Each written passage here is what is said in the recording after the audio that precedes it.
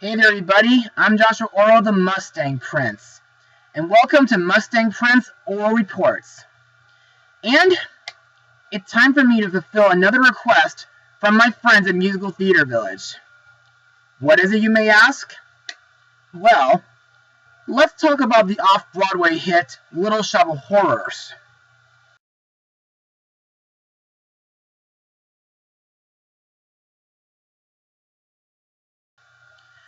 What started out as a 1960s black and white B movie created by Roger Corman soon evolved into a stage musical in 1982 with a bit of horror and comedy, thanks to the musical geniuses Alan Menken and Howard Ashman, who after this show got to work together on songs for Disney's The Little Mermaid and Beauty and the Beast. And I'm also glad I got to see Alan Menken perform at the Segerstrom last September. Anyway, I was first introduced to the stage musical of Little Shop back in summer 2008. And as I previously stated, I regret not performing in it. But on the other hand, I couldn't do it anyway back then because I had to go camping in Hawaii with my scout friends, that is. And while I'm glad that my sister got to be in it, I was lucky to perform in Little Shop at Trego Hills High School a year later. But now, after 9 years, Musical Theater Village is doing Little Shop again to kick off the new year. And to celebrate this occasion, I'm going to go back to the 80s to blow out the classic movie musical based on the stage hit. So, released on December 19th, 1986, the movie is Little Shop of Horrors. So let's begin. Seymour Krelborn is a nerdy orphan working at Mushnick's Skid Row florist shop. He harbors a crush on fellow co-worker Audrey and is berated by Mr. Mushnick daily. One day, as Seymour is seeking a new mysterious plant, he finds a very mysterious unidentified plant which he calls Audrey 2. The plant seems to have a craving for blood and soon begins to sing for his supper. Soon enough, Seymour feeds Audrey's sadistic dentist boyfriend to the plant and later Mushnick for witnessing the death of Audrey's ex. Will Audrey 2 take over the world, or will Seymour and Audrey defeat it? So, what are my thoughts? Well, I gotta say that this film is absolutely spectacular. It's also one of my top 25 Halloween films of all time. But, in order to explain why I love this movie, let's move on to Mustang notes. David Geffen was one of the original producers of the off-Broadway show, and he began planning to produce a feature film adaptation. He originally wanted Steven Spielberg to, executive produce the film, and Martin Scorsese to direct. Scorsese wanted to shoot the film in 3D, but plans fell through, and Scorsese's first 3D film would be Hugo 25 years later. John Landis was also approached to direct. Geffen then offered the film to Frank Oz, who was finishing work on The Muppets Take Manhattan around the same time. Oz initially rejected it, but he later had an idea that got him into the cinematic aspect of the project, which he did not figure out before. Oz spent a month and a half to restructure the script, which he felt was stage-bound. Geffen and Ashman liked what he had written and decided to go with what he did. Oz was also studying the off-Broadway show and how it was thematically constructed, all in order to reconstruct it for a feature film. Now, all the scenes were filmed in Pinewood Studios in England, making use of every sound stage there, including the 007 stage. Oz and his crew did not want to shoot on location, as it would tamper with the fantastical mood of the film. Part of the giant 007 stage was used to film the Suddenly Seymour number, but because of its size, the stage was impractical to heat properly, and thus caused condensation to appear from the actors' lips. This was countered by having Ellen Greene and Rick Moranis put ice cubes in their mouth. Man. Now, in my opinion, this film's version of Skid Row looks very spot on, with rundown buildings, sewage, as well as bums everywhere. I've also noticed that there have been a few changes that have been made throughout this movie, including the ending, which I like better than its original stage ending. Also, I need to note that this movie, like its stage version, has adult language in it during a few parts. But thankfully, my friends at Musical Theater Village can replace those words with words that both kids and grown-ups listen to together. Now let's move on to the songs in this movie, starting with the songs sung by the three girls, Crystal, Ronette, and Chiffon. Now, these three girls act as a Greek chorus and often provide backup to the songs throughout the movie, kind of similar to the Muses from Hercules or the sprites from Rudolph the Red-Nosed Reindeer the movie.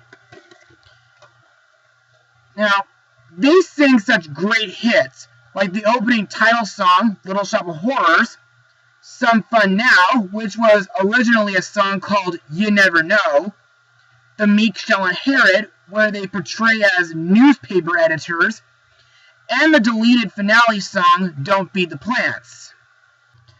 There's also Skid Row / Downtown, sung by the citizens of Skid Row. To me, this song is very depressing and very catchy at the same time. In fact, I know two songs that are almost in the same style. The first is Worthless from Brave Little Toaster,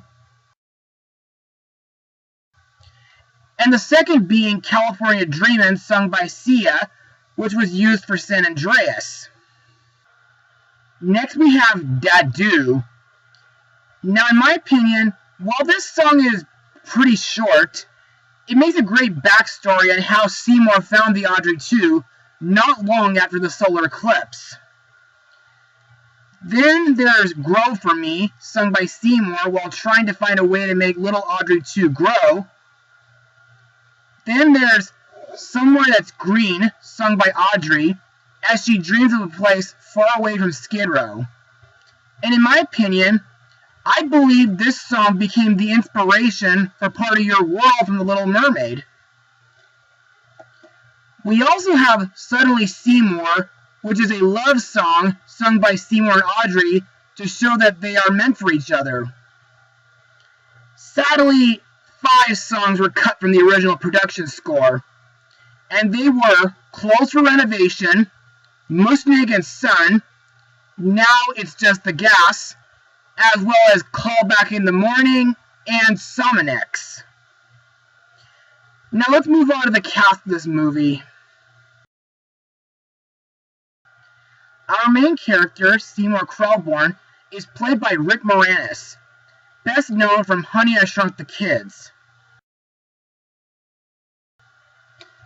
He's also been in films like Mel Brooks' Spaceballs, Rudolph the Red-Nosed Reindeer and the Island of Misfit Toys, and of course Disney's Brother Bear films. Anyway, Seymour is a nerdy florist who loves strange and interesting plants.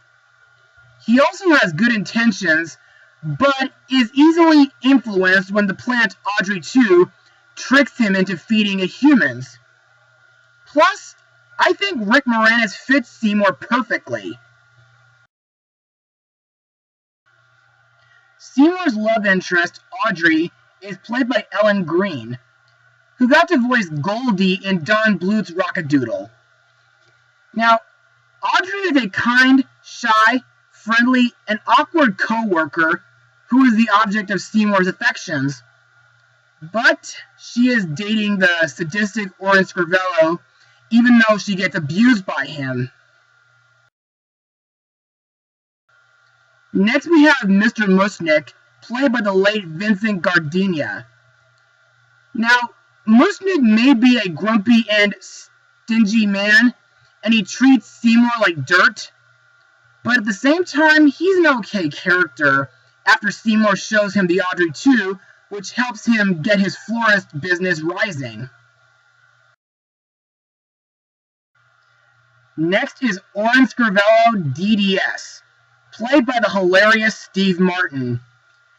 Known for being in films like The Prince of Egypt, Looney Tunes Back in Action, Home, The Muppet Movie, and Fantasia 2000. Now, Orro is a sadistic nitrous oxide addicted dentist and Audrey 2's violent, abusive boyfriend. He also happens to be the character I play at Musical Theater Village this year. Oh, and I think my friend Mark Wooldridge is smiling from heaven right about now. Now, for those who don't know, Mark was an old high school friend of mine who performed as Orro back in 2009. And a few months after performing with him in Little Shop and graduating, he sadly killed himself. But don't ask why he did. It's complicated. But anyway, back to Orro. To me, he's freakishly insane with how he treats his patients. Even his laugh is insane. But in my opinion, his dentist song is very catchy, especially when the girls accompany him. Finally, we come to Audrey 2, voiced by the late Levi Stubbs. Now, I know I already talked about this beast on my top 13 scariest monsters in a live-action film list last October. But anyway, Audrey 2 is an evil and boisterous flytrap-like extraterrestrial plant with plans to take over the planet. But I also find this thing to be pretty groovy when it sings songs like Feed Me / Get It, Supper Time, not to be confused with the song of the same name from You're a Good Man, Charlie Brown, and of course, Mean Green Mother from Outer Space, which is the ending climax song. Plus, the way the plant uses its vines as arms is very creative. Other actors who appear in this film include Christopher Guest, Miriam Margolyes, Heather Henson, Jim Belushi, John Candy, and of course, Bill Murray. And now it's time to move on to my final words. Overall, Little Shop of Horrors is a really fun movie. The sets are great, the jokes are spot on, but a little sometimes mature. The music and songs are catchy, and the characters are really memorable. So, I give this film a rating of 96% out of 100. Now, before I go, I need to give a little heads up. If you would like to see Little Shop of Horrors performed at Musical Theater Village, just go to this website for information on tickets. The show begins on February 24th, 2017, and it runs until March 26, 2017. So don't miss it. And be sure to join me again for my next blog. Mustang Power. Oh, and remember, don't feed the plants.